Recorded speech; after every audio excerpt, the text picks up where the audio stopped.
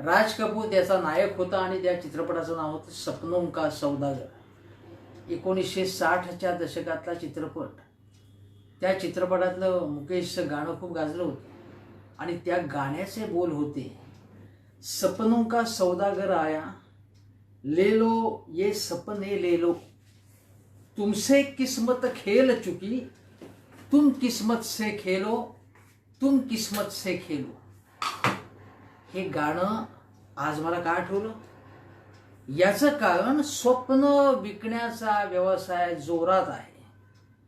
सपनों का सौदागर म्हणजे स्वप्न विकत सौदा करणारा। आणि आपल्याला माहिती की आपल्याला चांगली चांगली स्वप्न कोणी दाखवलेली आहे। अच्छे दिन आने वाले हैं, किसानों 2022 तक आपकी आय दुगनी होने वाली है। शेतकऱ्यांना म्हणाले होते, हर साल 2 करोड़ युवाओं को ट्रिलियन इकॉनॉमी। आता 5 ट्रिलियन मध्ये काय किती आकडे येतात हे लोकांना काय माहिती, पण काय ते वाटतं की प्रचंड मोठं काही ते होणारे देशामध्ये आपल्या प्रत्येकाचे दोन्ही खिसे भरून जाणार आहेत। आणि हेच तर अच्छे दिन आने वाले हे त्यांनी सांगितलं आणि तुम्ही म्हणता की ते अच्छे दिन कुठे आहेत? अरे माझं म्हणणं अच्छे दिन आलेले आहेत भारतीय जनता पक्षाला। भारतीय जनता पक्षाची चकाचक कार्यालय बघ, त्यांच्या नेत्यांच्या प्रमुख कार्यकर्त्यांच्या गाड्या बघा, त्यांचा एकूण थाटमाट बघा, त्यांच्या निवडणुकांचा प्रचार खर्च बघा। सर्वात जास्त पैसा भाजपला मिळालेला आहे देणगीदारांकडून आणि हे संपूर्ण आकड्यामध्ये दिसलेलं आहे। सगळ्या पक्षांना मिळालेल्या देणग्या जरी एकत्र केल्या तरी भाजपशी तुलनाच होऊ शकत नाही, इतका पैसा भाजपला मिळालेला आहे। म्हणून त्यांच्या प्रचारावरचा खर्च जो आपण बघतो तो एवढा दिमागदार असतो। म्हणजे एखादा आपण म्हणतो की आता गणेशोत्सव जवळ आलेला आहे, एखादे मोठे सार्वजनिक मंडळ असतं। मित्रांनो, मला आज या स्वप्नांच्या निमित्ताने बोलायचं आहे ते वेगळ्याच विषयावर, जो तुमच्या आमच्या जीवनाशी निगडित विषय आहे। आपण सतत म्हणतो भारतीय जनता पक्ष, शिवसेना, उद्धव ठाकरे, नारायण राणे सारखं याच्याबद्दल बोलत असतो आपण। आजही मी विषय केला असता की अनिल परब असतील, भावना गवळी असतील, ते आता तपास यंत्रणा त्यांच्या मागे लागलेले आहेत। सुविधा म्हणजे पायाभूत सुविधा म्हणजे काय? रस्ते, महामार्ग, समजा उड्डाणपूल असतील, बंदरं असतील, विमानतळ असतील, मोठमोठ्या गॅसच्या पाईपलाईन्स असतील, गोदामं असतील, गोडाऊन्स असतील, अशा ज्या गोष्टी, ज्या पायाभूत सुविधा ज्यांना म्हणतो त्या केल्या तर उद्योगधंद्यांना गती प्राप्त होते, शेतकऱ्यांची सुद्धा मदत होते। कारण शेतकऱ्यांना गावातून शहरामध्ये माल पाठवणं सोयीचं होतं। या पायाभूत सुविधा हव्यात का? हव्यातच आहेत। त्यासाठी प्रचंड मोठ्या प्रमाणावरती पहिला पैसा त्याच्यावरचा रिटर्न पटकन मिळत नाही। त्याचा जेस्टेशन पिरियड म्हणजे त्याच्यामध्ये तो प्रकल्प पूर्ण होऊन त्याच्यातनं फायदा मिळण्याचा काळ खूप लांब असतो। त्यामुळे त्याला दीर्घकालीन वित्तीय पुरवठा करावा लागतो आणि या वित्तीय पुरवठा करणाऱ्या ज्या वेगवेगळे व्हेंचर कॅपिटल फंड्स असतील, जसे असतात स्टार्टअप कंपन्यांसाठी तशा, आणि ते गुंतवण्यासाठी संधी शोधत असतात। सरकारचं म्हणणं आहे की या इन्फ्रास्ट्रक्चरसाठी आपल्याला खूप पैसा आवश्यक। तो किती पैसा आवश्यक आहे आपल्याला? तर 45-46 लाख कोटी रुपये आपल्याला लागतात। पण तेवढा पैसा आपल्याकडे आहे का? अजिबात नाही आपल्याकडे पैसा तेवढा। मग हा पैसा लोक देऊ शकतील का? तेही बघायला पाहिजे। मग सरकारने काय ठरवलंय की हा पैसा आमच्याकडे येणार कुठनं? म्हणून सरकारने ठरवले की आमच्या ज्या मालमत्ता आहेत, वेगवेगळ्या मालमत्ता, त्या आता आम्ही भाड्याने देणार। म्हणजे विकणार नाही, देणार। एखादं आपण जसं गाळा एखादं दुकान चालवायला देतो ना, तशा प्रकारे चालवायला द्यायचं आणि त्याचं भाडं वसूल करायचं, लीजवर द्यायचं, भाडेपट्टीवरती द्यायचं, भाडे करारावरती द्यायचं। आता ही योजना यांनी नाव दिले राष्ट्रीय चलनीकरण वाहिनी, म्हणजे नॅशनल मॉनेटायझेशन प्लॅन। हे सोप्या शब्दात सांगायचं म्हणजे काय, मॉनेटायझेशन म्हणजे काय? हल्ली एक प्रत्येक ज्या कंपनीमध्ये डाऊन सायझिंग करण्याची गरज आहे. म्हणजे काय, तुमचा स्टाफ कमी करण्याची, कामगारांना कर्मचाऱ्यांना हाकलून देण्याची गरज आहे असं सांगायचं असतं. पण ते म्हटलं ती फारच वाईट वाटतं ना. त्यापेक्षा डाऊन साईज करते हे म्हटलं की कसं बरं वाटतं. किंवा राईट सायझिंग करा. राईट सायझिंग म्हणजे शक्यतो नको असेल लोकांना काढून टाकतात. त्याची प्रत्यक्षातली जी व्याख्या आहे ती अशी, म्हणजे प्रत्यक्ष व्यवहारात काय होतं तसं होतं. रिस्ट्रक्चरिंग म्हणायचं, बिझनेसचं रिस्ट्रक्चरिंग करा. म्हणजे काय, डिपार्टमेंट्स, काही शाखा बिल्डिंग या बिझनेसमधल्या बंद करून टाकायच्या, कामगारांना हाकलून द्यायचं, कर्मचाऱ्यांना हाकलून द्यायचं. रिस्ट्रक्चरिंग किंवा मर्ज करायच्या. यामध्ये असं आहे की आता हे नॅशनल मॉनिटायझेशनमध्ये काय बघा, सरकारी मालकीच्या ज्या वेगवेगळ्या मालमत्ता आहेत त्याचं 20 गटांमध्ये वर्गीकरण करण्यात आलेलं आहे. सरकारने केलं. निर्मला सीतारामन यांनी ही घोषणा केली. आणि त्यांनी म्हटलं की त्यापैकी विविध अशी 12 मंत्रालय आणि राज्य सरकार त्यामध्ये येतात. आता यात सगळ्यात हा चलनीकरण म्हणजे या भाडेपट्ट्यांनी दिल्यानंतर जे उत्पन्न मिळेल, भाड्याचं उत्पन्न जे मिळेल ते सगळ्यात कशातनं जास्त मिळेल, तर सगळ्यात जास्त मिळेल ते महामार्ग म्हणजे हायवेजमधनं, हायवेज भाड्याने देणं. त्यातून 1,06,00,000 कोटी रुपये. त्याच्या खालोखाल 1,50,000 कोटी कशातनं येतील, रेल्वेमधनं येतील. विजेमधनं किती येईल, विजेच्या म्हणजे ट्रान्समिशन लाईन्स अमुक तमुक असतात त्याच्यामधनं किती, 85,000 कोटी. विमानतळ भाड्याने देऊन 20,000 कोटी. बंदर भाड्याने देऊन 12,000 कोटी. सर्वसाधारणतः हे एवढं मिळेल. आता बघा, या सगळ्याचा आपण सगळे उत्पन्न जरी मिळवलं ते 6,00,000 कोटी होतात. हवेत किती, 46,000 कोटी. बस सरकार काय म्हणते की याच वर्षी आम्हाला त्याच्यात 88,000 कोटी मिळतील. बघा आता हे करंट फायनान्शियल इयर चालू झालेलं आहे. बजेट 1 फेब्रुवारीलाच म्हणतात आणि आपलं फायनान्शियल इयर नंतरच्या महिन्यामध्ये सुरू होतं. ते होऊन सुद्धा बघा आता ऑगस्ट जवळजवळ संपला जाता. आणि या उर्वरित काळामध्ये 88,000 कोटी रुपये या भाडे करापोटी मिळतील असं सरकारचा अंदाज आहे. आता दुसरी गोष्ट लक्षात घेतली पाहिजे याच्यामध्ये की सरकार काय म्हणते की आम्ही भाडे करार करणार आणि तो युक्तिवाद करताना हे राहुल गांधींनी काय म्हटलं की बाबा हे सगळ्या सरकारी मालमत्ता विकण्यात येणार आहेत. तेव्हा निर्मला सीतारामन त्यांच्यावर टीका केली. त्यांनी सांगितले विकणार नाही होऊन भाड्याने देणार आहोत आणि 2025 पर्यंतचे काही करार मदार केले जातील आणि मग ते सरकारकडेच राहणार आहेत त्या मालमत्ता. तो प्रश्नच नाही. मग आरोप प्रत्यारोप झाले की तुम्ही राहुल गांधी काय आरोप करताय, तुमच्या म्हणजे रॉबर्ट वड्रांकडे अंगुली निर्देश करून दिल्ली रेल्वे स्टेशनच्या बाबत काय व्यवहार झाला होता असं त्यांनी प्रश्न केला. ठीक आहे, ते आरोप प्रत्यारोप चालू राहतात. आता रॉबर्ट वड्रांवरती जे काही आरोप केलेले होते आत्तापर्यंत त्यापैकी काही सिद्ध झाल्याचं मला तरी माहिती नाही. माझ्या मते आरोप केल्यावरती पुरावे गोळा करून सिद्ध करा, तुरुंगात टाका, त्यांना तुरुंगात टाका ना. आरोपच करत किती वर्ष बसणार तुम्ही, काहीतरी होऊ द्यात ना त्याचा. ठीक आहे, तो काय प्रश्न नाही. राहुल गांधी, रॉबर्ट वड्रा हा विषय नाही आपला.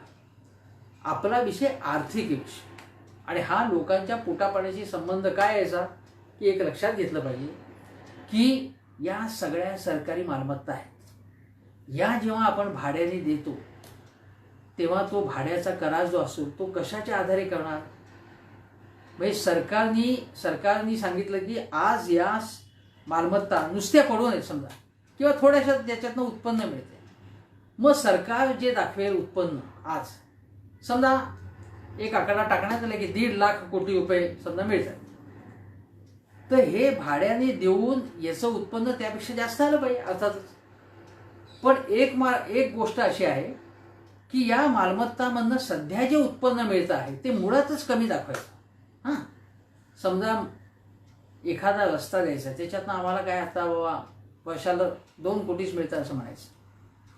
प्रत्यक्षात उत्पन्न जास्त असू शकतं आणि मग त्याचं जे बिडिंग होईल म्हणजे तो ज्यांना भाड्याने द्यायचा 4-5 असे लोकांनी अर्ज केला, त्याच्यापैकी सगळ्यात जास्त ज्याचं बिडिंग असेल किंवा ज्याच्या शर्ती चांगल्या असतील, फायद्याचे असेल का सरकारच्या दृष्टीने त्याला दिलं जाईल असं बोललं होतं. पण मुळातच उत्पन्न सरकारी मालमत्तांचं कमी दाखवून त्यांनी जो ते बीड केलेलं आहे. समजा असं झाला की सरकारी उत्पन्न आपण म्हटलं की 2 कोटी आपण दाखवलेले सरकारीचं उत्पन्न या महामार्गाच्या वाहतुकीमधनं. प्रत्यक्षामध्ये ते उत्पन्न समजा 20 कोटी असेल हां. आणि जर बिडिंग जे त्यासाठी अर्ज करतील कंत्राट आम्हाला द्या म्हणून, ते म्हणतील 2 कोटी उत्पन्न तुमचं आहे ना, तर आम्ही देतो ना 3 कोटी. प्रत्यक्षामध्ये उत्पन्न असणार 30 कोटी 20 कोटी. असे व्यवहार होऊ शकतात. शासनाच्या या सगळ्या याच्यामध्ये असे व्यवहार झालेले आहेत. हा संशय येण्याचं कारण, कारण यापूर्वी अशा गोष्टी घडल्यात. कुठलेही सरकार कुठल्याही अशा गोष्टी घडल्यात. एक उदाहरण सांगतो की टोल नाके आपल्याला माहिती आहे. टोल कंत्राटदारांनी महाराष्ट्राची कशी लूट केली म्हणून मग टोल नाके बंद झाले हे आपल्याला माहिती. पुणे मुंबई एक्सप्रेसवेचा जो टोल आहे, टोल नाका, त्याच्याबाबत तुम्हाला माहिती आहे की एका सतीश शेट्टी या RTI ॲक्टिव्हिस्टने जो प्रश्न म्हणजे याच्यामध्ये लूट होती आहे, याच्यामध्ये भ्रष्टाचार झाला असं सांगून आंदोलन केलं. त्याचा खून झाला. तो खून कोणी केला हे आजताक आहेत त्याच्यावरती प्रकाश पडलेला. पण पुणे मुंबई एक्सप्रेसवे याचं खूप कौतुक केलं जातं. पण त्याच्यामध्ये जी टोलची वसुली आहे, पुण्यामध्ये विवेक वेलणकर यांच्यासारखे सामाजिक कार्यकर्त्यांनी आवाज उठवला याच्या संबंधी आणि दाखवून दिलेले की तुम्ही केव्हाच वसुली केली सगळी आणि अजून वसुली करताय तुम्ही, अशी टीका केली त्यांनी. सरकार कोणाचंही असो, मग ते भाजप सेनेचा असो, महाविकास आघाडी सरकार किंवा लोकशाही आघाडी सरकार, आपल्याला त्याशी देणं घेणं नाही. या टोल कंत्राटदारांनी कशी लूट केलेली हे माहिती आपल्याला.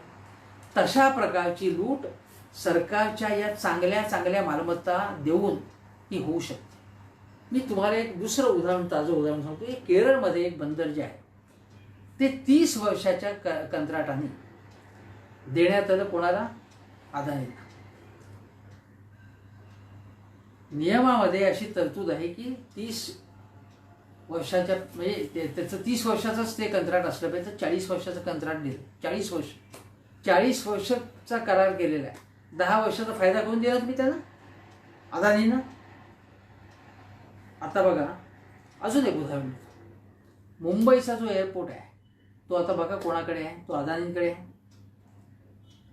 जीव्हीकेकडे तो एअरपोर्ट होता.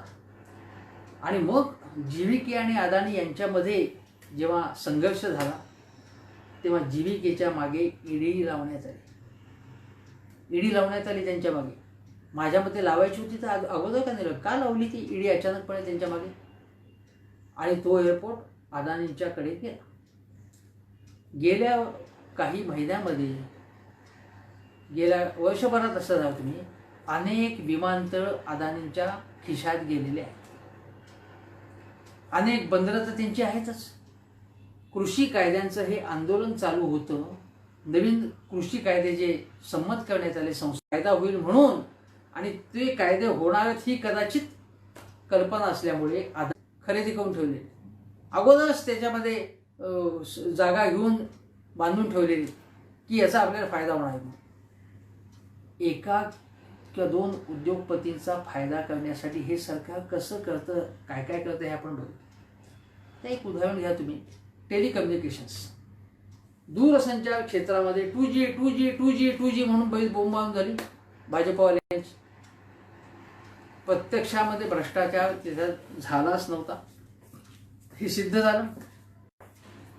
ते प्रकरण थांबलं. पण या प्रकरणामध्ये, या सगळ्या काळामध्ये दूरसंचार जे स्पेक्ट्रमचे जे लायसन्सेस हे दिले, स्पेक्ट्रम अलॉट करण्यात आलं आणि ते सगळा व्यवहार ठप्प झाला. आणि मग काय झालं की लोकांची तर मागणी खूप आहे, कारण मोबाईलचा वापर दिवसेंदिवस वाढतोय, इंटरनेटचा वापर वाढतोय. मग जिओनी पदार्पण केलं. जिओनी पदार्पण केल्यावरती जवळजवळ जिओच्या हातात सगळं ते मार्केट आलं. बघा हे कसं चाललेलं आहे. आणि की त्यांना सरकारची थकबाकी देणंही शक्य होईल. मग कुमार मंगलम बिर्ला, जे आयडियाचे प्रमुख होते, बिर्ला ग्रुपचे मुख्य आहेत, त्यांनी सांगितलं की मला याची काही चेअरमनशिप काही नको, तुम्ही घेऊन टाका मला ही कंपनी, मला नकोच आहे. कारण हे सगळे आरबट्ट्यातले. पण हे काय झाले की याच्यामुळे दूरसंचार क्षेत्रामध्ये रिलायन्सची मक्तेदारी झालेली आहे. गेल्या 6 वर्षामध्ये आपण जर बघितलं तर अंबानी आणि अदानी यांची मालमत्ता सगळ्यात जास्त पद्धतीने सगळ्यात जास्त वाढली आणि त्यामध्ये अदानींची विशेषतः वाढलेली आहे. आकडेवारी निश्चित आपल्याला दाखवून देत आहेत. म्हणून राहुल गांधी म्हणून म्हणाले म्हणून हम दो हमारे दो अशी त्यांनी टीका केली. मी राजकीय टीका या प्रकारची करत नाही. मी हे सांगते फॅक्च्युअली की आज 2 महत्त्वाचे 2 कंपन्या ज्या आहेत, उद्योग समूह आहेत, त्यांची मोठ्या प्रमाणात ती मक्तेदारी तयार झाली. आता उदाहरणार्थ रिलायन्स घ्या. बघा रिलायन्सकडे काय अधिक बिमल साड्या बनवायची ती, त्यानंतर त्यासाठी जो धागा लागतो पॉलिस्टर यार्न तो बनवायला सुरुवात केली. मग त्यासाठी काय लागतं मटेरियल, PTA नावाचं पेट्रोलियम प्रॉडक्ट लागतं ते केलं. PTA कुठनं बनवायचं, हे रासायनिक जे कच्चा घटक लागतो उत्पादन कपड्यासाठी, मग त्यासाठी रिफायनरी पाहिजे म्हणून रिफायनरी उभी केली. त्याच्यानंतर मग रिफायनरी तर झाली, आता पेट्रोलियम क्षेत्रामध्ये जास्तीत जास्त विस्तार केला पाहिजे ते केलं. मग सरकारी क्षेत्रातल्या या कंपन्या ज्या आहेत त्या कशा कमकुवत होतील हे बघितलं. किंवा जसं टेलिकम्युनिकेशन्समध्ये MTNL BSNL यांना आजारी पाडण्यात आलं थेटपणे. दुकानदारीच शेली. रिटेलमध्ये काही हजारात दुकानं त्यांनी काढली.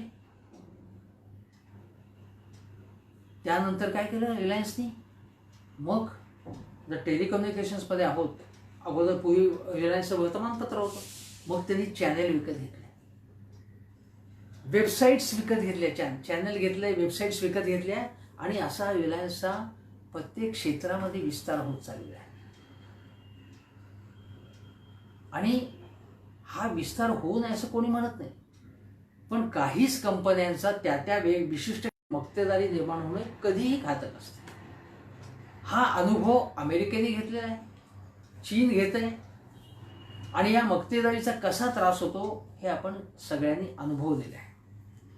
आता हे जे क्षेत्र आहेत पायाभूत क्षेत्र, त्याच्यामध्ये मोठी इन्व्हेस्टमेंट पाहिजे, कबूल आहे. पण ही इन्व्हेस्टमेंट येण्यासाठी म्हणून तुम्ही तुमच्या ज्या चांगल्या मालमत्ता आहेत त्या भाड्याने देताय का देताय तुम्ही? मुळामध्ये तुम्ही युक्तिवाद काय करताय, म्हणजे अमिताभ कांत जे नीती आयोगाचे CEO आहेत त्यांनी काय म्हटलंय की बघा, जेव्हा आपण प्रायव्हेटायझेशन किंवा खाजगीकरण करतो म्हणजे सरकारी कंपनी विकूनच टाकतो, मग सरकारचा त्याच्यावर काही नियंत्रण राहत नाही. त्यापेक्षा याच्यावरती सरकारचं नियंत्रण राहतंय, म्हणजे भाड्याने देण्यामध्ये. हे सरकारकडे ती जमिनी आहे, सरकारकडे ते बंदर आहे, मालकी दिलेली नाही आम्ही, असं ते युक्तिवाद करतायत. अरे मग जेव्हा तुम्ही खाजगीकरण करत होतात तेव्हा त्याचं समर्थन करत होता ना. मग आता या गोष्टीचं समर्थन करण्यासाठी म्हणून बघा आम्ही खाजगीकरण केलं नाही, आम्ही भाड्याने देतोय असं म्हणायचं. पण भाड्याने देताना उदाहरणार्थ असं झालं की एखादं बंदर भाड्याने दिलं, त्या बंदरामध्ये जे कर्मचारी जे कामगार काम करतायत त्यांचं काय करणार तुम्ही? तेही तुमच्याकडे असतील का त्यांना तुम्ही काढून टाकणार?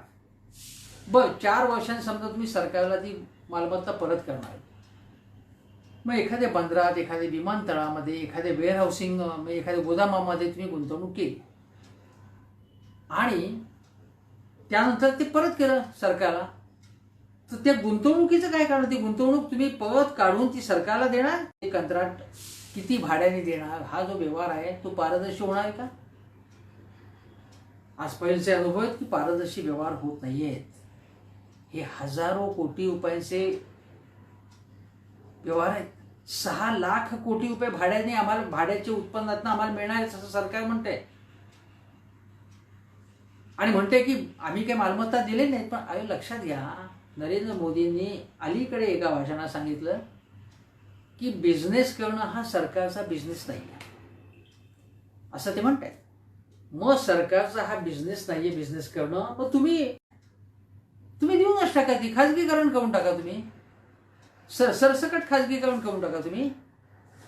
पण तेही तुम्हाला मान्य नाही. तुम्हाला असं वाटतं की लोक म्हणतील की बाबा जमिनी विकताय, हे जे काही सगळं आहे त्यामुळे लोकांच्या मनात संशय निर्माण होईल. मग सांगायचं की आम्हाला ग्राहकांचं कल्याण आमच्या डोळ्यासमोर सतत आहे. करदात्यांचं कल्याणच आम्ही फक्त त्याचा विचार करतो असं दाखवायचं. प्रत्यक्षामध्ये तसं बिलकुल नाही आहे. ज्या मालमत्ता, बंदरं, विमानतळ, रस्ते, महामार्ग, गोदामं कशाने आपण घ्यायचं, ते करू देत ना त्यांना. आणि मग पुन्हा जो नवा करार होईल तो कशा प्रकारचा असेल? आत्ताचा जो करार असेल तो पारदर्शक असेल का? म्हणजे तो सरकारच्या किंवा लोकांच्या फायद्याचा असेल का खाजगी लोकांच्या फायद्याचा असेल? आणि हे सगळ्या इन्फ्रास्ट्रक्चरमध्ये मी तुम्हाला सांगतो की देशातल्या 2 बड्या उद्योगपतींना नजरेसमोर ठेवून हे केलेलं आहे. ज्या अदानींना स्टेट बँक ऑफ इंडियामधून ऑस्ट्रेलियामध्ये मोदी साहेब गेले असताना दौऱ्यावरती अदानी सुद्धा होते त्यांच्याबरोबर. 6,000 कोटींचं कर्ज त्यांना ताबडतोब मंजूर झालं. उद्योगपतीच्या बाबत होतं का असं? खाजगीकरण हे म्हणताय. आता 2.25 लाख कोटी रुपयांचं खाजगीकरणामधून उत्पन्न मिळवू असं सांगण्यात आलं होतं. कुठे मिळाले ते? 7-8 हजार कोटी रुपये फक्त मिळाले. तसं हे 6 लाख कोटी रुपये यांच्याकडनं मिळालं. आता नितीन गडकरी असतील, मोदीजी असतील, ते 1 लाख कोटी, 2 लाख कोटी, 3 लाख कोटी असे आकडे, त्यांना खूप आकडे टाकण्यामध्ये खूप आनंद मिळते. पण या आकड्यांच्या मायाजालामधून हाताला काही लागत नाही. मी तुम्हाला एक महत्त्वाचा मुद्दा सांगतो की जो ट्रान्सपरन्सी इंटरनॅशनली जो भ्रष्टाचाराचा जो एक क्रमवारी होता की कुठला देश सगळ्यात जास्त भ्रष्टाचारी आहे किंवा ही जी इतक्या देशांच्या याच्यात भारत कितवा आहे, तर बघा 180 देशांच्या यादीत भ्रष्टाचाराच्या निर्देशांकात भारताचं स्थान आधी थोडंसं सुधारलं होतं. म्हणजे आपण जो खाली होतो त्यातनं वर आलो. पण गेल्या 2-3 वर्षात भारताचं स्थान जे आहे ते 78 वरून 86 वरती आलेलं आहे. म्हणजे भ्रष्टाचार वाढलेला आहे. मोदी सरकारच्या काळामध्ये भ्रष्टाचार वाढलेला नसता तर आपला क्रम खाली का गेला असता? म्हणजे फक्त काँग्रेसच्या काळामध्ये फक्त हे सुरू होतं आणि आम्ही मात्र पूजा अर्चा करतोय दिवसभर असं जे दाखवण्याचं चाललेलं आहे ते संपूर्णपणे खोटं आहे. हे या आकडेवारीमधनं तुम्हाला दिसतं.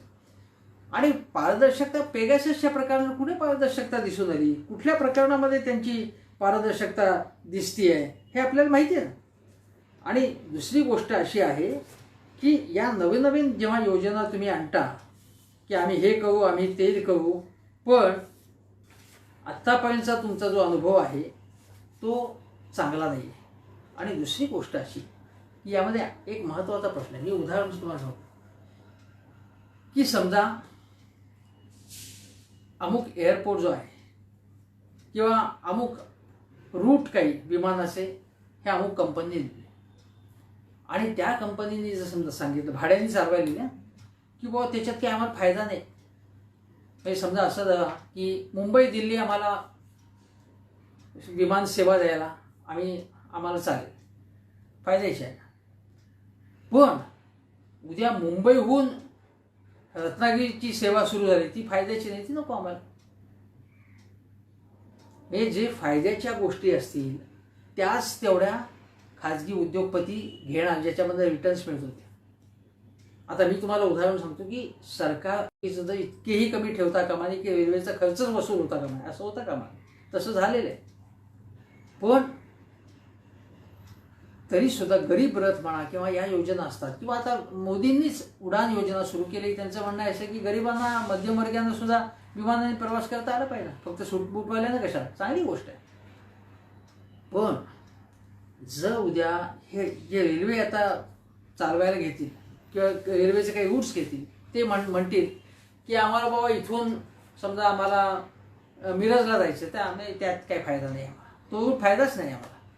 आम्ही मग मागास भागामधले जे लोक असतील त्यांचा प्रवास परवडणारा कसा होईल किंवा त्यांना त्याची सुविधा मिळेल का?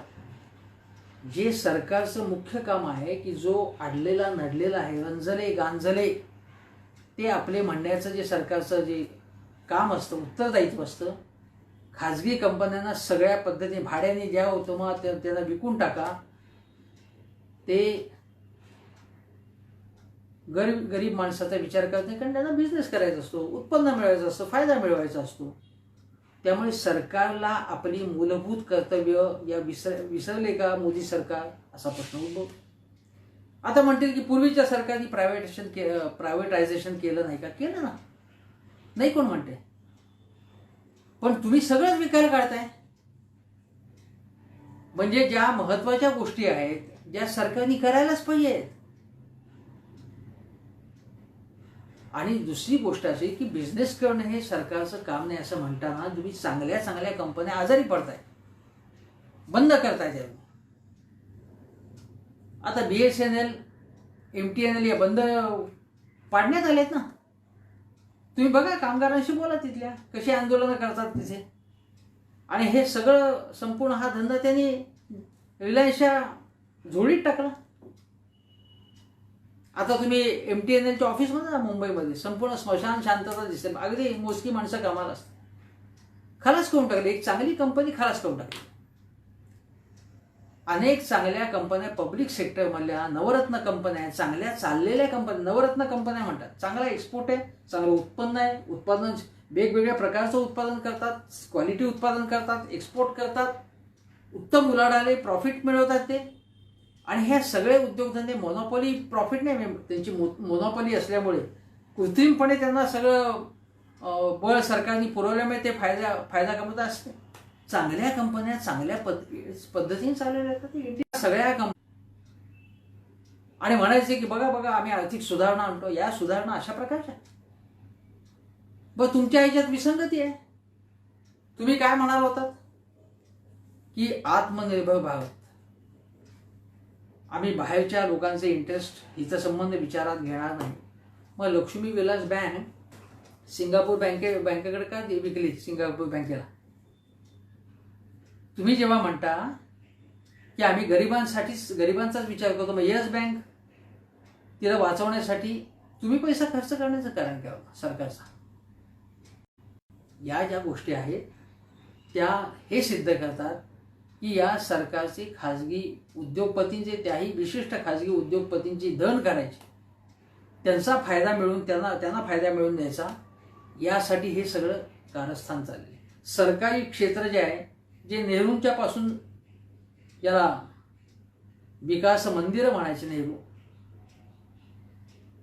मग भाकारा नांदगल धरण असेल, भिलाईच्या इथले पोलाद कारखाना असेल, विजेचे मोठमोठे प्रकल्प असतील, बंदरं असतील, हे सगळं नेहरूंच्या काळात झालेलं आहे. मोदी म्हणाले की आता 50-60 वर्षापूर्वी जे झालं, जे सरकार करत होते सगळं सरकारने केलं पाहिजे असं नाही, पण जे चांगलं चालवलंय सरकारने ते तुम्ही या मोडकळीस कशासाठी आणताय? जे चांगलं चाललंय ते चालू देत ना. बाजार चलित अर्थव्यवस्थेमध्ये बाकी सगळं तुम्ही खाजगी क्षेत्रात दिलेलं आहे, पण जे चांगलं चाललंय, चांगली बँक असेल, चांगली बंदरं चालवली जात असतील, महामार्गाचं कोण हे करते? सगळं कन्स्ट्रक्शन कोण करते? सरकार करते ना. हे सगळं तुम्ही खाजगी क्षेत्राच्या हवाली करणार. हे सगळं भयानक चाललेलं आहे. भांडवलदार, जे बडे भांडवलदार आहेत, त्यांची धन करणं चालू आहे. आणि याला इथला कामगारांनी कडाडून विरोध केला पाहिजे, इथल्या सर्वसामान्य माणसांनी कडाडून विरोध केला पाहिजे. कारण यामुळे सरकारची चांगली उत्पादन साधन संपत्ती, सरकारचे एक प्रकारे दागिने आहेत. हे दागिने तुम्ही घाणसाने तुम्ही विकून टाकणार अल्टिमेटली पुढे. आता म्हणताय आम्ही या भाड्याने देतोय, मग तुम्ही विकणार त्यांना, मग विकून टाकणार तुम्ही त्यांना. आणि मग सरकारची उत्पन्नाची साधनं काय आहेत? सरकारला कल्याणकारी योजना, मोफत धान्य द्यायचं असेल, दुपारचं जेवण लहान मुलांना द्यायचं असेल, आश्रमशाळा चालवायच्या असतील, या सगळ्या ज्या गोष्टी आहेत, सबसिडी द्यायची असेल, कुठून आणणार सरकार पैसा? हे अतिशय भयंकर चाललेलं आहे देशामध्ये. आणि हे आर्थिक क्षेत्रामध्ये भयंकर चाललंय. मोदी सरकार करते म्हणून नाही, मोदी सरकारने चांगली काही एखादी गोष्ट केली तर मी त्याचं स्वागत करेन, पण हे सगळं भयानक चाललेलं आहे. आणि म्हणून याला विरोध केला पाहिजे. बरं, हे कुठच्याही पारदर्शी पद्धतीने केलं. इतका मोठा निर्णय, एवढ्या मालमत्ता तुम्ही, करोडो रुपयांच्या मालमत्ता तुम्ही भाड्याने देणार, दीर्घकालीन स्वकरार करणार तुम्ही, मग कदाचित ते हवाली करणार त्या लोकांच्या. कारण हे सरकारचं कामच नाही म्हणताय ना तुम्ही, धंदाचं करणं, बिझनेस करणं. म्हणजे अल्टिमेटली तुम्हाला तेच करायचं आहे. आणि याची चर्चा तुम्ही संसदेत केली का? या संबंधी एखादी श्वेतपत्रिका काढली का? संसदीय समितीपुढे याची चर्चा झाली का?